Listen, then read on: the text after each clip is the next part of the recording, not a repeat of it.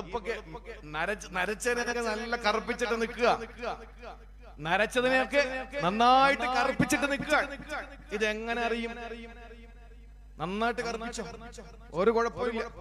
കറുപ്പിക്കാൻ പറ്റുന്ന രീതിയിലൊക്കെ കറുപ്പിച്ചോ. ഭാര്യയോടൊപ്പം കിടക്കുന്നില്ലേ, എന്നിട്ട് ശാരീരിക ബന്ധത്തിൽ ഏർപ്പെട്ടില്ലേ, എന്നിട്ട് നീ കുളിച്ചില്ലേ, ആ കുളി ശരിയായോ? ഷാഫി ഫിഖ് അനുസരിച്ച് അടയാളം കുഴപ്പമില്ല, അലാമത്തുകൾ പ്രശ്നമില്ല, പക്ഷെ അസർ, അതിന്റെ തടി ഐൻ ഇരുന്ന പ്രശ്നമാണ്.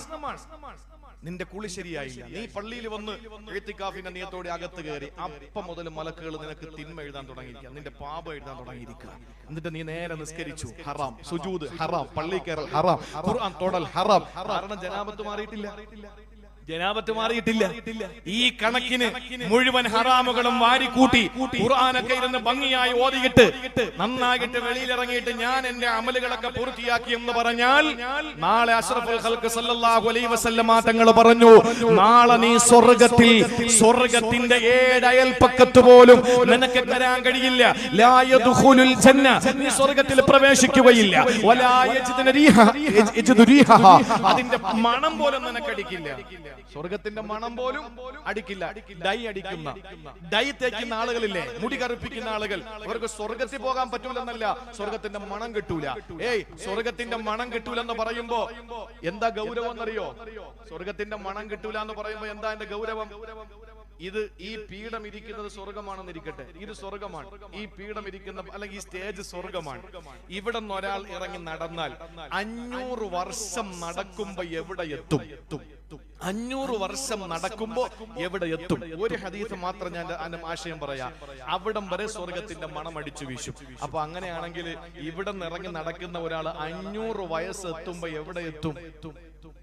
അങ്ങനെ അത്രയും ദൂരം ഈ സ്വർഗത്തിന്റെ മണം അടിച്ചു വീശും. ആ മണം പോലും കിട്ടൂല എന്ന് പറഞ്ഞ സ്വർഗത്തിൽ കയറൂല എന്നല്ല, സ്വർഗത്തിൽ നിന്നും 500 വർഷത്തെ വഴിദൂരം അപ്പുറമായിരിക്കും നീ നിൽക്കുക. അള്ളാഹു കാക്കട്ടെ. എന്താ ചെയ്ത തെറ്റ്? വ്യഭിചരിച്ചില്ല, കള്ളുടിച്ചില്ല, പലിശ വാങ്ങിയില്ല, ഒന്നും ചെയ്തില്ല. ഈ മുടി ഒന്ന് കറുപ്പിച്ചു. എന്തിനാ കറുപ്പിക്കുന്നത്? എന്തിനാ കറുപ്പിക്കുന്നത്? ഇവിടെ ഉണ്ടെന്നല്ല ഞാൻ പറയുന്നത്. അള്ളാഹു നമ്മളെ കാക്കട്ടെ. അതൊന്നും ഈ നാട്ടിൽ ഉണ്ടാവുമെന്ന് തോന്നുന്നില്ല. അങ്ങനെ അത്രയും ഗതികെട്ടവരല്ല ഈ നാട്ടുകാരെന്നുള്ള വിശ്വാസം എനിക്കുണ്ട്. അള്ളാഹു കാക്കട്ടെ. പക്ഷെ ഒന്നോർത്തോ, ആദ്യമായി നര വന്നത് ആർക്കെന്നറിയോ? ആദ്യമായി നര വന്നത് ആർക്കാ? ഇബ്രാഹിം നബി അലൈഹിസ്സലാം. അതിനു മുമ്പ് നരയില്ല. ഇബ്രാഹിം നബി അലൈഹിസ്സലാം ഒരു ദിവസം എഴുന്നേൽക്കുമ്പോ തന്റെ മുഖത്തെ, തന്റെ ശരീരത്തിലെ രോമത്തിനൊരു വ്യത്യാസം. ചോദിച്ചു, മഹാദായ റബ്ബ്, ഇതെന്താ പടച്ചവനെ? അല്ലാഹു പറഞ്ഞു, വഖാറുനി യാ ഇബ്രാഹിം, ഇത് ഗാംഭീര്യമാണ് ഇബ്രാഹിമേ. അപ്പൊ ഇബ്രാഹിം നബി പറഞ്ഞു, സിദ്നി വഖാറ, എന്നാ എനിക്ക് ഗാംഭീര്യം അധികരിപ്പിച്ചു താ അല്ലാഹ്.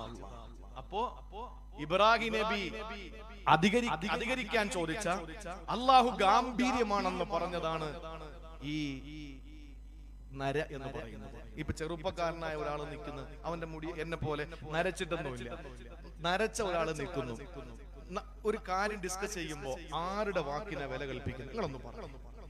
നര ബാധിച്ച പ്രായമുള്ള ആൾ ഉണ്ടായില്ല, പറയട്ടെ. ഗാംഭീര്യം അവിടെയാണ്, ഗാംഭീര്യം അവിടെയാണ്. അല്ല പോലും ലജ്ജിക്കുകയാണ് നരബാധിച്ചവനെ ശിക്ഷിക്കാനെന്ന് അഷ്റഫുൽ ഖൽഖ് നബി മുഹമ്മദ് മുസ്തഫ. നരബാധിച്ചവനെ ഇന്നല്ലാഹ യസ്തഹീ മിൻ അബ്ദിൻ യശുബ്ബു ഫിൽ ഇസ്ലാമി അൻ യുഅദ്ദിബഹു, മുസ്ലിമായ നരബാധിച്ച ഒരാളെ ശിക്ഷിക്കാൻ അല്ലാഹുവിന് തന്നെ ലജ്ജയുണ്ട്. അങ്ങനെയാണെങ്കിൽ എന്റെ പ്രിയപ്പെട്ടവരെ ഒന്ന് ആലോചിച്ചു നോക്കൂ. അല്ലാഹു ലജ്ജിക്കുന്ന, അത്രയും അല്ല പോലും ബഹുമാനിക്കുന്ന ഒരാൾ വീണ്ടും കറുപ്പിച്ച് നടക്കുക. വെള്ളിയാഴ്ചകളിലാണ് കൂടുതൽ. ഹൗല് വെള്ളിയാഴ്ചത്തെ ജുമുഅ കഴിഞ്ഞിട്ട് അസറിന് വന്ന് നോക്കണം. കാരണം ഈ ഐറ്റങ്ങളൊക്കെ പള്ളിയിൽ കയറുന്ന വെള്ളിയാഴ്ചയാണ്, ഈ തേപ്പിന്റെ ആശന്മാരൊക്കെ. അങ്ങനെ വെള്ളിയാഴ്ച പള്ളിയിൽ വന്ന് മുഖമൊക്കെ കഴുകിയിട്ട് അങ്ങോട്ട് കയറി നിസ്കാരം കഴിഞ്ഞ് പോയ അസറിന് പള്ളി വരുന്നവർക്ക് കാണാം. എന്താണെന്നറിയോ? ഹൗലിന്റെ മുകൾ ഭാഗത്ത് വെള്ളത്തിന്റെ മുകളിൽ ഇങ്ങനെ കറുത്ത എണ്ണയുടെ ഒരു മായം കാണാൻ കഴിയും. എന്തുകൊണ്ടാ? ഇതെല്ലാം കഴുകി അവിടെ ഇറക്കിയിട്ട് പോവാ. അക്രമി, ഏറ്റവും വലിയ അക്രമി. നീ ഡയടിച്ചാൽ നിന്നോടാണ് അക്രമം കാണിക്കുന്നത്. നിന്റെ ഭാര്യക്കറിയാം നിനക്ക് എത്ര വയസ്സായെന്ന്, നിന്റെ മക്കൾക്കറിയാം എത്ര വയസ്സായെന്ന്, നിന്റെ ഐഡന്റിറ്റി കാർഡിലുണ്ട് നിനക്ക് എത്ര പ്രായമായെന്ന്. പിന്നെ ആരെ കാണിക്കാനാ? പിന്നെ ആരെ കാണിക്കാനാ? അതുകൊണ്ട് നര അങ്ങനെ തന്നെ ഇരുന്നോട്ടെ, അതിനൊരു ഗാംഭീര്യമുണ്ട്. നരച്ചവനെ കാണാൻ എന്തൊരു രസമാണ്, എന്തൊരു രസമാണ്. അതുകൊണ്ട് പ്രിയപ്പെട്ടവരെ, നമ്മൾ ചെയ്യുന്ന ഓരോ തിന്മകളും നമ്മളോട് ചെയ്യുന്ന അക്രമമാണ്. ഇത് ഖുർആൻ പറഞ്ഞ രണ്ടാമത്തെ അക്രമം. ഇനി ഒരു അക്രമം